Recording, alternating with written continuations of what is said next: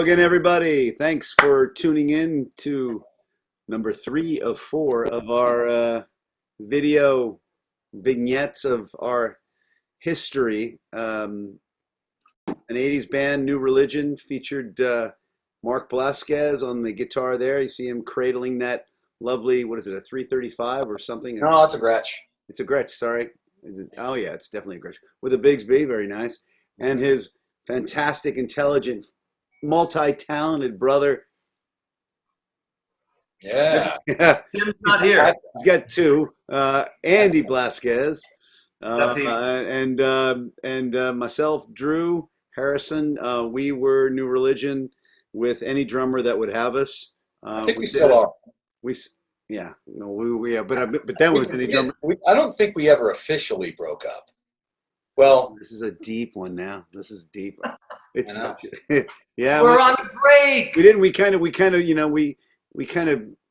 of floated off into the ether after Hunter's Point. It was you LA, me Europe, and yeah, it was a combination of I was like stuck in Mayberry, going, wait, where's everyone? Everyone went off to the world, man, and I was sitting in Walnut Creek, going. Yeah, I moved to Los Angeles, and Drew moved to San Francisco. Yeah, well, I wasn't in San Francisco. I moved to San Francisco after I got back from Europe. Yeah, I did eventually, and I lived there for almost 10 years actually. But this video is this video here is going to go around our time for another song that we worked on. Inspired by Love and Rockets, and trying to be deep, trying to be, work out some eeriness and make it a pop song. The song was called "Here in My Heart," and those are crazy times, 87, 88 for us on a whole host of levels, but they were fun times because we were starting to gig a lot. And that gigging a lot thing was I think it says mountains about, well, any band really, not just us. We put all this time into hanging over a Tascam or in the living room at your place up in Walnut Creek or in Concord, working, having fun, but writing all these songs. But then the next thing after you get done writing songs, which we copywrote, which we'd made that little cassette for that, out in Cole Avenue. Got it on the radio a little bit here. Got it on the radio a little bit, but the one thing we needed to do was to play live, and we kind of had a few moments, click clack, click clack, and then suddenly it started to really pick up. We started, playing parties. The Bottom Line, I think we were. The Bottom of the Hill, the MAB, I think we spoke about that already. Yeah, that was a special venue. It was a special venue, absolutely. Yeah. And all those things. The Omni, we started making a home at the Omni, and the Omni was it was pay to play, I believe. And right now it's like a storage facility where you could rent a storage unit. But then it was this cool stage, and we played there probably 4 or 5 times. And one time in particular is near. Well, we thought we were making it because we got invited to be the middle group opening up for Chris Isaak. Yeah. And we were asked to sell 100 tickets, and I think they were $15 a piece to go to the show. I could be wrong. Sounds right. Which was big money back then. Which was big money. And he just had his big, he was wearing that was his, it was on the video. He had that mirrored suit. Mirrored suit, yeah. Yeah. So, I mean, he was kind of riding the life, and here we were able to kind of just open up for him, be the middle act. So we were all charged. That's when we had Mark Larson on drums. Yeah. And anyway, if anyone wants to pick it up from here, you can. I'm just heading down the rabbit hole of the Omni. Well, there were a couple of things that I will remember about that specific show. One was, and I want to say that it might have actually been in the song Here in My Heart, where I had already started to play the guitar, and you had walked to the front of the stage and hopped down on the front of the stage and just sat there, and you kind of looked over your shoulder and motioned like, hey, why don't you come over here and sit with me, and let's do this together. But since I had my trusty EBow in my hand and I was playing my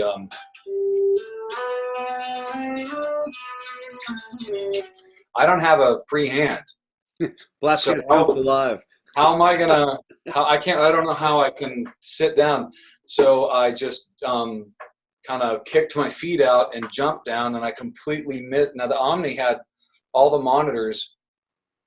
The stage was a steel grate, and all the monitors were under the floor. So you had wedge monitors playing back at you, but you couldn't see anything on the stage. But that meant that the grates had to come up, which means they had to be held down, and they were held down by really long bolts in some places. So I did that thing where I jumped down and sat really hard and tore the back of my pants and punctured my, what do you call it? Your coccyx? Beg your pardon? Yeah, that, whatever that was. Religion. And then I was bleeding, and it got worse from there. And so glorious. It was pretty rock and roll. Bleeding, Punctured his ass. Bleeding from the ass. That's not something you make up. That was a great show. That was a great show, though. Well, it was good enough that we got done. And I want to say we ended with a song like "Perfect" or something like that. Like it was a big kind of a rock anthem kind of thing. And we got off, and we were leaving the backstage, and there was Mr. Isaac standing there, being the gentleman. He was so cool, and he patted some of us on the back, and he was like, "Wow, way to go, guys! I'm gonna have to go out there and play 30 minutes of slow jazz just to get them in the mood." How am I going to follow that? Is what he said. I remember that. Yeah. Took that to the I'm bank. to go play slow jazz and get them. There were two moments about that. There's another moment about it. First of all, the place was packed, and we hadn't played to a raucous crowd. Yeah. And of that nature. I mean, this was making it. As far as I was concerned. I bought a cordless mic for the gig. I had you did. Cordless mic, and that was the trip from walls and winds to pretend that I could be Bauhaus. Yeah.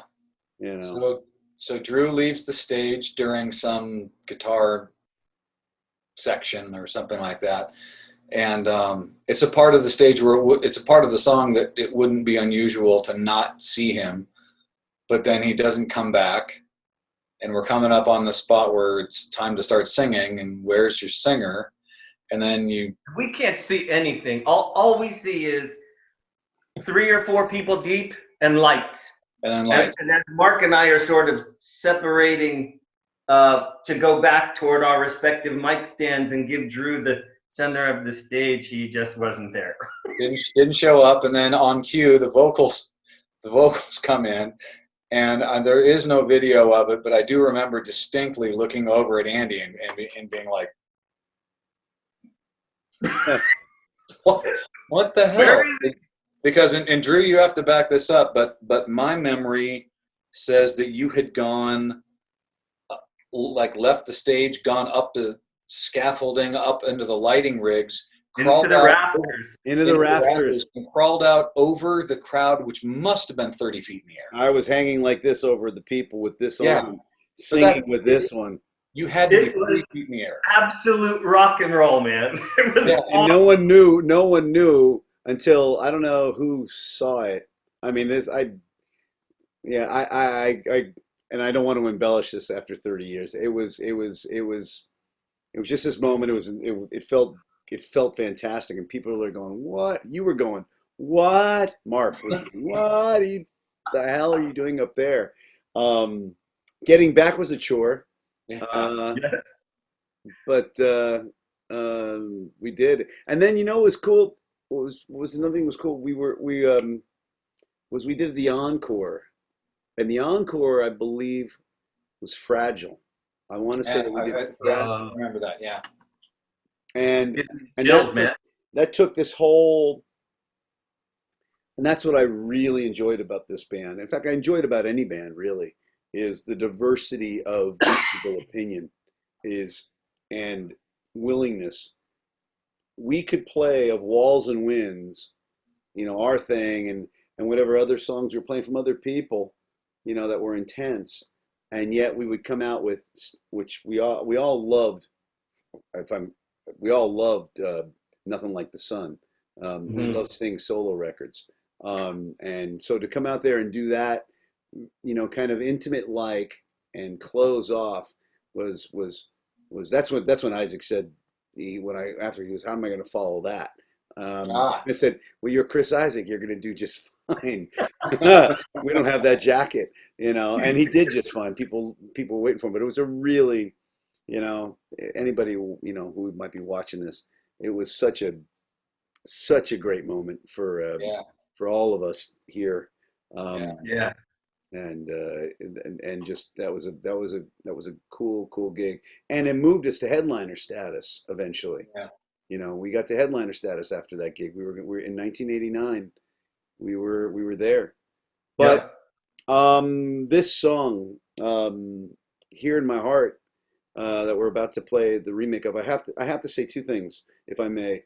One is, folks ask about the lyrics from time to time, and all I'll say is that I went up to Mendocino and slept in a car and walked around Mendocino, which I still have massive love for since visiting it the first time there, and wrote this because I was in a relationship that was, well, just there, and it was about that, trying to be clever with the lyric. As much as I could. The other thing I want to say is that, in fact, on all of these, but in this one in particular, Mark plays the guitar in all of these tunes that we're listening to here in the remake. He played them then too, but in the remake, and anyone who's watching should applaud the guy because this is frigging fantastic. So, yeah, I mean, this song, I know, take it easy, T. It really is. I mean, and not only that, I mean, he's engineered all of them and mastered them. So everything you're hearing, we did this remotely. Right. Yep. He put them together, and I think you're going to be wowed by the mood of the guitar in this song, and hope you enjoy it. So should we go to it, lads? Let's do it. In my heart.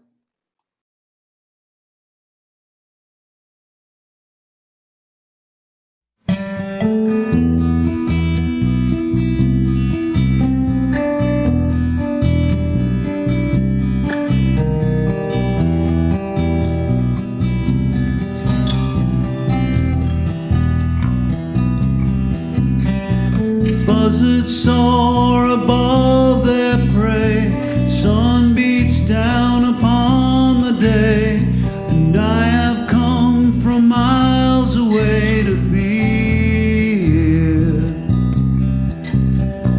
Redwoods stand there on a hill, reaching high, some higher still. There's nothing here that would instill a fear.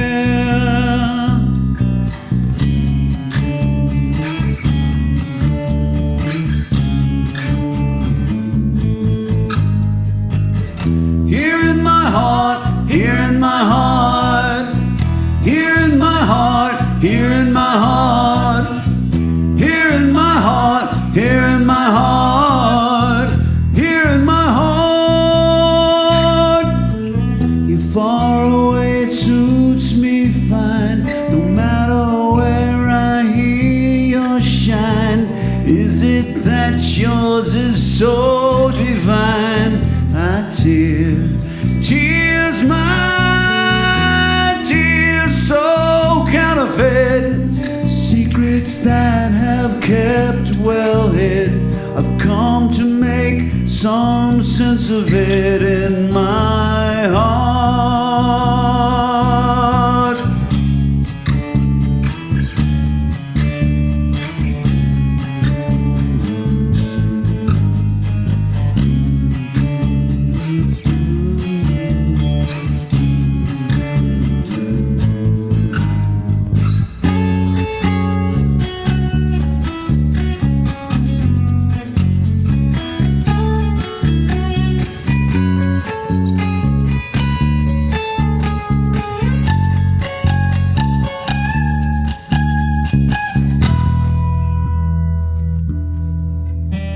Sun filters through the trees, ocean pushes in big breeze. I'd love to forever freeze this moment. Here in my heart, here in my heart, here in my heart, here in my heart. Beautiful nowhere. All right, guys. So that was the remake, the acoustic version of "Here in My Heart." Again, Mark really filled the sound. Made me fall in love with the song again. Frankly, I enjoyed it. The original version. It was a little out of my comfort zone because it was a little darker and a little more serious, but it eventually grew to just absolutely love it, and it got arguably the most airplay of our stuff. So that's pretty neat stuff. But the melody was catchy, and the lyrics, I think, grabbed. It's kind of like what we've talked about this before, this idea of lyrics that paint a picture but don't have to, in a very verbose and literal way, tell a story. Yeah. Yeah. No question. So we recorded the original track, just like everything we did on that tape, in a great little studio in Benicia. And in that particular song, we got to dig a little bit deeper into the sort of production side of things. And we had some thoughts and some ideas in our heads that we struggled with for a minute to get into the recording. And we borrowed some sounds. So I think we have yet to give them back. we might have used them better. Security is what rings a bell to me. Peter Gabriel Security. I've got the touch, the drums. There's a chance that's there, but this was an era of not to be too flowery, but it was an era of musical discovery that had a large part to do with technology. It was a huge thing. I mean, the invention of a sampler where you could record a sound and then play it back on a keyboard and then actually make music out of that, or that opened up a lot of doors. And this song always felt like it had it kind of needed an unusual voice to do this with just bass drums and guitar. I mean, it probably would have been fine, but to me, some of the sound effects and some of the other things gave it this kind of ethereal, I don't know if that's the right word, but it just made it different sounding. And that's, I think, what it kind of needed. The Evo cast a shadow, a beautiful shadow. It set the mood on that tune, on the original one. Really? Yeah, that's kind of one of the things that was interesting about using an Evo is they're really unpredictable. So if you do